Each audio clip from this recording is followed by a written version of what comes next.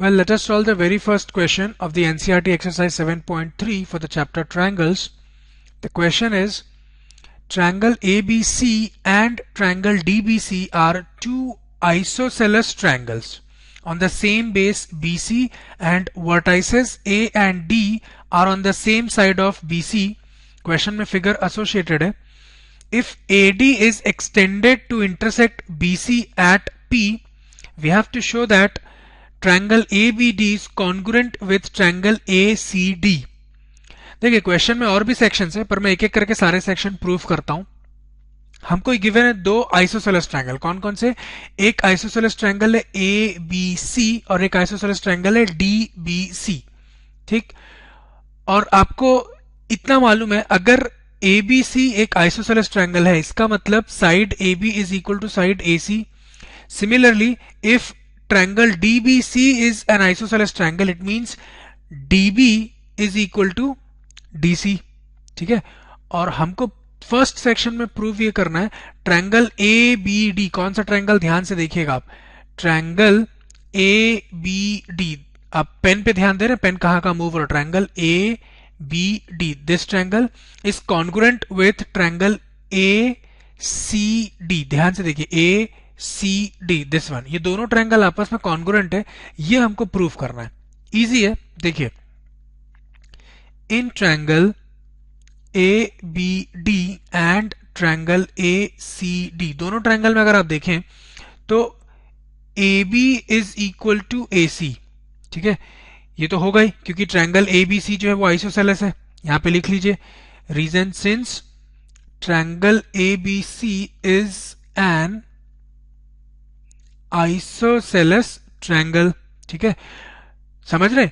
ये जो AB है वो ट्रायंगल ABD का पार्ट है, और जो AC है वो ट्रायंगल ACD का पार्ट है. As well as AB and AC are sides of triangle ABC. Logic समझ रहे कि नहीं आप?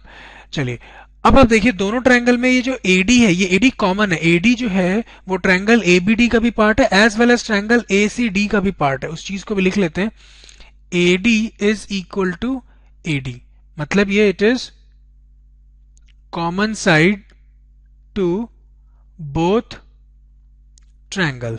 ठीक, एक चीज और देखिए, ये जो BD है, BD वो ट्रायंगल ABD का भी पार्ट है, और ये जो DC है वो ट्रायंगल ACD का पार्ट है. और ये BD और DC इक्वल है क्योंकि ये दोनों आइसोसेलेस ट्रायंगल BDC के भी पार्ट्स हैं. ठीक, तो उस चीज को भी लिख लीजिए, BD is equal to DC. Reason being, since triangle BDC is an isosceles triangle. अब आप देखिए, बस काम हो गया हमारा. ये AB equal to AC, ये एक साइड है. AD is equal to AD, again एक side. BD is equal to DC, again side.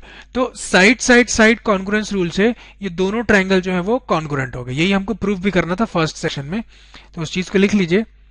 By SSS, therefore करके लिख सकते हैं आप, therefore by SSS congruence rule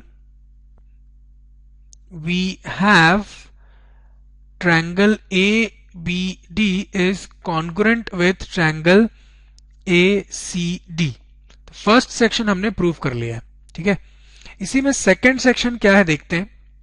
second section में हमको प्रूव करना है ट्रायंगल ABP. ये पूरा ट्रायंगल आप ध्यान से देखिएगा. अब जो मैं यूज कर चुका हूं ना उसको हटा देता हूं. ठीक है, तो जब आपको बोल रहे हैं ट्रायंगल APB, तो ये पूरा ट्रायंगल है APB is congruent with triangle ACP. Triangle ACP again ये पूरा. ठीक है, तो हमको ये प्रूफ करना है कि ये दोनों ट्रायंगल कॉन्ग्रुएंट है. तो जिनको कॉन्ग्रुएंट प्रूफ करना है उनका नाम लिख लेता हूं मैं सेकंड सेक्शन में. In triangle ABP and triangle ACP. ठीक है, दोनों ट्रायंगल में आप देखिए, दोनों ट्रायंगल में ये AB और AC इक्वल है. तो क्वेश्चन में गिवन है हमारे पास, मैं लिखता हूं उसको. पिछले बार भी हमने यूज किया AB is equal to AC. Reason फिर से same, since triangle ABC is an isosceles triangle. ठीक है, एक चीज और देखिए, ये जो AP है ये एपी दोनों ट्रायंगल का पार्ट है, ट्रायंगल एबीपी का भी पार्ट है as well as triangle ACP का भी पार्ट है। एपी ये कॉमन है दोनों के लिए, आप उसको भी लिख लीजिए। AP is equal to AP, reason लिख लेंगे आप कॉमन साइड,